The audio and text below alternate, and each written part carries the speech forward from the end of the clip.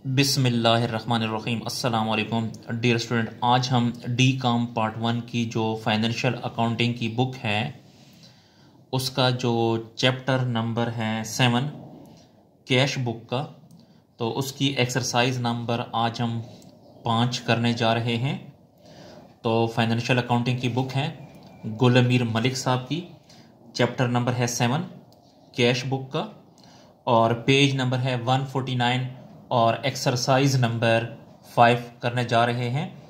तो page number 149 पे आ जाएं जी। एक्सरसाइज नंबर 5 इसमें कहता है enter the following transaction in A double column cash book with cash and bank column. तो हमने डबल कॉलम कैश बुक बनानी है जिसमें एक कैश का कॉलम होगा और दूसरा जो है ये बैंक का कॉलम होगा। And find out the balance on 31 दिसंबर, और हमने बैलेंस भी मालूम करना है 31 दिसंबर का। इस क्वेश्चन के मुताबिक हमने 2 कॉलम कैश बुक बनानी है, तो ऊपर लिखेंगे 2 कॉलम कैश बुक और एज ऑन दिसंबर 31। इसमें डेट दिसंबर 31 है, तो पहला कॉलम डेट का होगा, दूसरा डिस्क्रिप्शन का होगा। इस कॉलम में रेफरेंस से लिखना कुछ नहीं है, लेकिन यहाँ पे REF लिखेंगे। कैश का कॉलम यहाँ पे, अगला कॉलम बैंक का, फिर डबल लाइन, फिर डेट का कॉलम, डिस्क्रिप्शन का कॉलम, फिर REF यानी रेफरेंस का कॉलम, फिर कैश का कॉलम और उसके बाद जो है बैंक का कॉलम। जी डियर स्टूडेंट, मैंने आपको पहले भी बताया था, जो पिछले मेरे लेक्चर थे, ये जो डबल लाइन है इसके इस साइड पे जो है ये रसीद साइड है यानी डेबिट साइड है, और ये जो है ये पेमेंट साइड है। ये मैंने आपको समझाने के लिए लिखा है कि जब भी कैश हमारे पास रसीद होगी, कैश जब भी हमारे पास आएगा तो आपने इस कैश के कॉलम में लिखना है इस डेबिट साइड पे। इसे आप डेबिट साइड भी कह सकते हैं, और ये जो है ये क्रेडिट साइड भी इसे आप कह सकते हैं। और जब भी कैश हमसे जाएगा यानी कैश की अदायगी करेंगे तो आपने इस कैश के कॉलम में लिखना है। इसी तरह डियर स्टूडेंट, हमारे पास बैंक में हमारा अकाउंट भी होता है, तो अगर हमारे बैंक में पैसे आते हैं तो आपने इस साइड पे लिखना है, डेबिट साइड पे। अगर हमारे बैंक यानी अगर हमारे अकाउंट से पैसे जाएंगे तो आपने इस साइड में, क्रेडिट साइड में लिखना है। जी दोबारा मैं आपको बता देता हूँ, जब भी कैश हमारे पास आएगा तो इस कैश के कॉलम में लिखेंगे डेबिट साइड पे। अगर कैश हमसे जाएगा तो ये क्रेडिट साइड पर इस कैश के कॉलम में लिखेंगे। हमारे अकाउंट में यानी हमारे बैंक में जब भी पैसे आएंगे तो इस कॉलम में, और हमारे अकाउंट या हमारे बैंक से जब भी पैसे जाएंगे तो आपने इस कॉलम में लिखना है। तो क्वेश्चन की तरफ बढ़ते हैं। यहाँ पे फर्स्ट डेट को कैश इन हैंड जो है वो है 1 लाख रुपए, यानी कैश इन हैंड हमारे पास है 1 लाख रुपया। जी फर्स्ट डेट को कैश इन हैंड हमारे पास है 1 लाख और कैश एट बैंक हमारे पास है 1,40,000। जी तो डेट फर्स्ट को लिखेंगे यहाँ पे। यहाँ पे आप बैलेंस भी लिख सकते हैं और कैश इन हैंड भी लिख सकते हैं, तो यहाँ पे लिखें कैश इन हैंड। हमारे पास जो कैश मौजूद है वो 1 लाख, तो इस कैश के कॉलम में लिखेंगे 1 लाख। इसी तरह जो कैश एट बैंक है, तो यहां पे इसी डेट को कैश एट बैंक लिखें।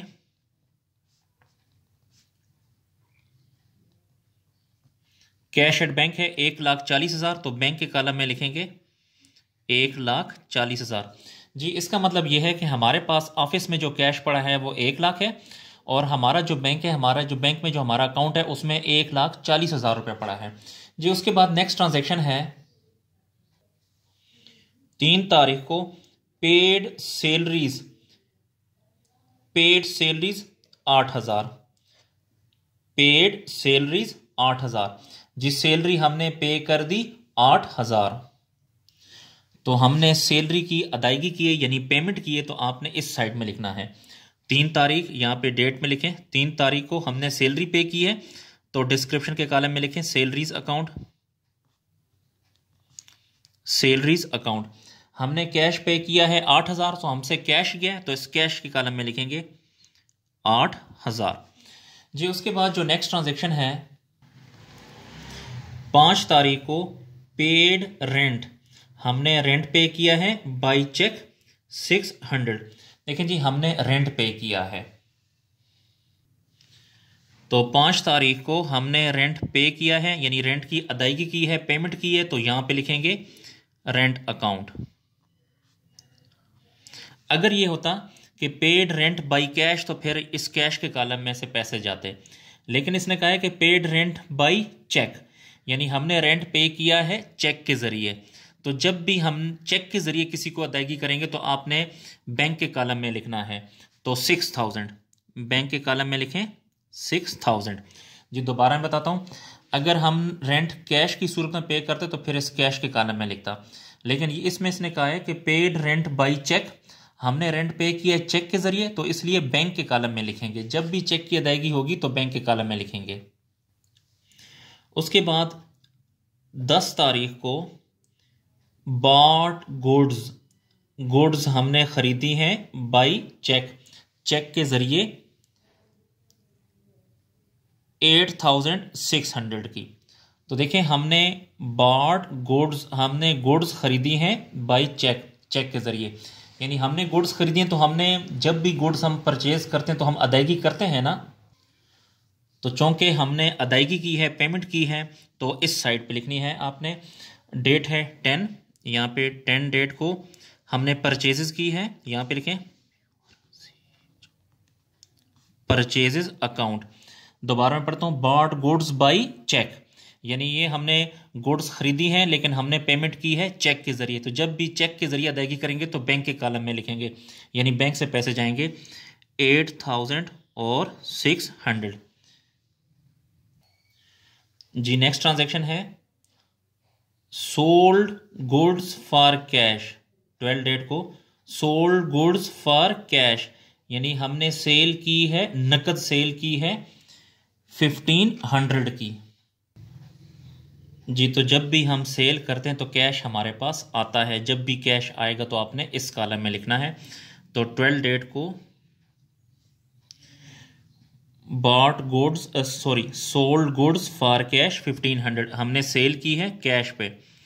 तो देखें, जब हमने सेल की है तो कैश हमारे पास आया है, तो इस कैश के कॉलम में लिखेंगे 1500। जी उसके बाद जो नेक्स्ट ट्रांजैक्शन है 15 को बॉट मशीनरी हमने खरीदी है बाई चेक, चेक के जरिए 2500 की। बॉट मशीनरी, हमने मशीनरी खरीदी है। तो देखें, जब हम मशीनरी हमने खरीदी है तो हमने पेमेंट की है ना, तो चूंकि हमने पेमेंट की है इसलिए इसको इस साइड पे लिखना है। 15 डेट को यहाँ पे लिखें 15 को बॉट मशीनरी, हमने मशीनरी खरीदी है, तो यहाँ पे लिखें मशीनरी अकाउंट बाई चेक, यानी हमने मशीनरी खरीदी है लेकिन हमने पेमेंट की है चेक के जरिए। तो जब भी चेक के जरिए पेमेंट करेंगे तो आपने बैंक के कॉलम में लिखना है 2500, तो यहाँ पे लिखें 25 और 100। जी उसके बाद जो है 18 डेट को डिपॉजिटेड इनटू बैंक 1400 हमने बैंक में जमा करा दिया। डिपॉजिटेड इनटू बैंक 1400 हमने बैंक में जमा करा दिया। जी ये कॉन्ट्रा एंट्री है, तो इसके बारे में थोड़ा सा समझ लें कि जब भी हम पैसे बैंक में जमा कराएंगे तो ये कॉन्ट्रा एंट्री होगी। सबसे पहले आपने कैश में से निकालने हैं और कैश में से निकालने के बाद फिर आपने बैंक में पैसे जमा कराने हैं, तो इसे कॉन्ट्रा एंट्री कहते हैं। जी तो 18 डेट को यहाँ पे लिखें, 18 डेट को हमने पैसे बैंक में जमा कराएं, तो सबसे पहले बिजनेस में से आप 1400 निकालें। तो जब हम बिजनेस में से 1400 निकालेंगे तो बिजनेस से कैश चला गया, तो जब भी कैश जाएगा तो इस कैश के कॉलम में लिखें ये 1400 कैश क्यों गया बिजनेस से, क्योंकि ये हमने बैंक में जमा कराने हैं, तो यहाँ पे लिखेंगे बैंक अकाउंट। अब ये हमने कैश निकाला है तो ये हमने बैंक में जमा कराना है, तो इसको इस बैंक के कॉलम में लिखेंगे, यहाँ पे लिखें 1400। ये बैंक में क्या चीज़ आई, कैश आया, तो यहाँ पे आप लफ्ज़ कैश भी लिख सकते हैं या फिर बैंक भी लिख सकते हैं। और इसके आगे यहाँ पर भी आपने सी लिखना है और यहाँ पर भी आपने सी लिखना है, क्योंकि ये कॉन्ट्रा एंट्री है। तो जब भी काउंटर एंट्री होगी तो आपने इस रेफरेंस के कॉलम में सी लिखेंगे और यहाँ पर भी सी लिखेंगे। जी ट्रांजैक्शन मैं आपको दोबारा समझा देता हूँ। डिपॉजिटेड इनटू बैंक 1400, जब भी पैसे हम बैंक में जमा कराएंगे तो कैश में से निकालेंगे और इधर बैंक के कॉलम में लिखेंगे। जी उसके बाद जो नेक्स्ट ट्रांजैक्शन है 20 को, विड्रू फ्रॉम बैंक, बैंक से पैसे निकाले हैं for business use, business use के लिए 900 रुपीज बैंक से हमने निकाला है बिजनेस यूज के लिए। बच्चों ये भी काउंटर एंट्री है। जी तो इस ट्रांजैक्शन को जरा समझें। देखें इसने कहा है कि withdrew from bank for business use, 900 रुपया बैंक से निकाला है बिजनेस के लिए। तो पहले हम बैंक में से बैंक जाएंगे, वहां से 900 रुपया निकालेंगे। जब 900 रुपया बैंक से निकाला तो हमारे बैंक से कैश चला गया। तो जब पैसे बैंक से जाएंगे तो आपने यहाँ पे लिखना है। तो यहाँ पे ये 900 रुपया बैंक से चला गया और ये हमने क्यों निकाला है, बिजनेस यूज के लिए, बिजनेस यूज लिख सकते हैं और डेट है 20। अब डियर स्टूडेंट ये जो 900 रुपये हमने बैंक से निकाला है ये अपने लिए तो नहीं निकाला ना, ये बिजनेस के लिए निकाला है। तो बिजनेस का जो कैश है वो यहाँ पे होता है। तो ये बिजनेस का ये 900 रुपये बैंक से निकाल के बिजनेस में आके रख दिया, यानी बिजनेस में कैश आ गया। जब बिजनेस में कैश आएगा तो आपने इसको इस कैश के कॉलम में लिखना है। तो 900 बिजनेस यूज, बिजनेस यूज। तो ये भी काउंटर एंट्री है, यहां पर भी सी लिखेंगे और यहां पर भी सी लिखेंगे। यहां पे बिजनेस यूज भी लिख सकते हैं और इसके अलावा यहां पे लफ्ज बैंक यहां पर भी लिख सकते हैं, यहां पर भी बैंक लिख सकते हैं, लेकिन आपकी मर्जी। लेकिन बिजनेस यूज जो लफ्ज है यहां पे ज्यादा बेहतर है। जी उसके बाद 22 को कैश सेल 1800, हमने नकद सेल की है 1800 की। देखें जब हम सेल करते हैं नकद तो कैश हमारे पास आता है, यानी कैश रसीद हुआ है। तो यहां पे लिखेंगे सेल, सेल अकाउंट लिखेंगे और डेट है 22, 1800 कैश आया है तो यहां पे कैश के कॉलम में लिखेंगे 1800। जी उसके बाद जो नेक्स्ट ट्रांजैक्शन है 25 को, विड्रॉन कैश, कैश निकाला है फ्रॉम बिजनेस, बिजनेस से कैश निकाला है फॉर पर्सनल यूज, जाती इस्तेमाल के लिए 8000 रुपया। Withdrawn cash from business for personal use, cash business से निकाला है जाती इस्तेमाल के लिए। तो देखें जब बिजनेस से कैश निकाला है तो बिजनेस से क्या चीज गई, कैश गया। जब भी बिजनेस से कैश जाएगा तो आपने इस कॉलम में लिखना है। बिजनेस से कैश कितना गया है 8000, यहां पे लिखें 8000। और जाती इस्तेमाल के लिए लफ्ज हम क्या इस्तेमाल करते हैं, ड्राइंग। और डेट है 25 और यहाँ पे डेट लिखेंगे 25। जी उसके बाद जो लास्ट ट्रांजैक्शन है 31 को, रिसीव्ड बैंक इंटरेस्ट, बैंक से 600 रुपया इंटरेस्ट रिसीव हुआ है। रिसीव्ड बैंक इंटरेस्ट 600, बैंक से 600 रुपया इंटरेस्ट रिसीव्ड हुआ है। डियर स्टूडेंट जब भी बैंक हमें इंटरेस्ट देता है तो वो हमें बिजनेस में इंटरेस्ट आके नहीं देता, बल्कि वो हमारे अकाउंट में पैसे जमा कर देता है। तो हमारे अकाउंट में इंटरेस्ट रिसीव हुआ है तो इसलिए हमारे अकाउंट में पैसे आए हैं तो रसीद साइड पे इस साइड पे लिखना है। तो हमारे अकाउंट में आया है ना, तो इसलिए बैंक के कॉलम में लिखेंगे 600 रुपया और यहां पे लिखें इंटरेस्ट और यहां पे अकाउंट लिखेंगे और यहां पे डेट लिखेंगे 31। जी अब ये जो क्वेश्चन है ट्रांजैक्शन कंप्लीट हुई। अब इसका तरीक़ाकार ये है कि आपने ये जो कैश का कॉलम है इसको प्लस करना है और ये जो कैश का कॉलम है इसको प्लस करना है।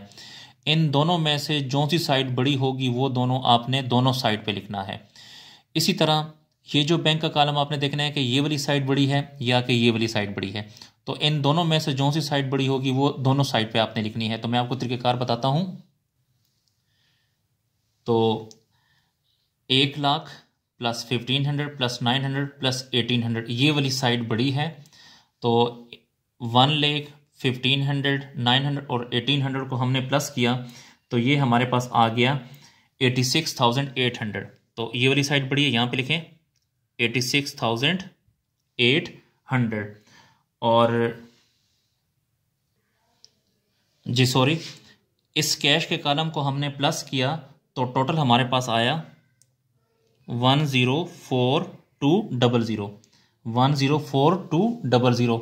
इसी तरह ये साइड बड़ी थी, यही अमाउंट इस कैश के कॉलम में भी लिखेंगे 104220। अब आपने ये 104200 में से 8000 भी माइनस करना है, 1400 भी माइनस करना है, 8000 भी माइनस करना है। तो आपके पास जो अमाउंट बच जाएगी 86,800, इसे आपने बैलेंस कहना है। इसी तरह ये जो बैंक का कॉलम है इसको अब हमने प्लस किया 1,40,000 प्लस 1400 प्लस 600, तो इसका जो टोटल बनता है वो 1,42,000 बनता है। तो 1,42,000 ये साइड बड़ी है, इसको ये बैंक के कॉलम का टोटल है, इसको अब इस दूसरी साइड पर भी लिखें 142,000। अब 142,000 में से 6,000 माइनस करें, 8,600 माइनस करें, 2,500 माइनस करें और 900 भी माइनस करें, तो आपके पास जो अमाउंट बच जाएगी वो होगी 1,24,000। जी अब इसका मतलब क्या है? इसका मतलब ये है कि हमारे पास इस वक्त जो ऑफिस में कैश मौजूद है 86,800 है, 800, यानी ये हमारे पास कैश इन हैंड है। और इसी तरह हमारा जो बैंक में अकाउंट है उसमें जो बैलेंस है वो 1,24,000 है। जी डियर स्टूडेंट, क्वेश्चन हमारा कंप्लीट हुआ। डियर स्टूडेंट, अगर आपको किसी पॉइंट की समझ नहीं आ रही तो आप कमेंट सेक्शन में जाकर मुझसे पूछ सकते हैं। जी बहुत शुक्रिया, अल्लाह हाफिज़।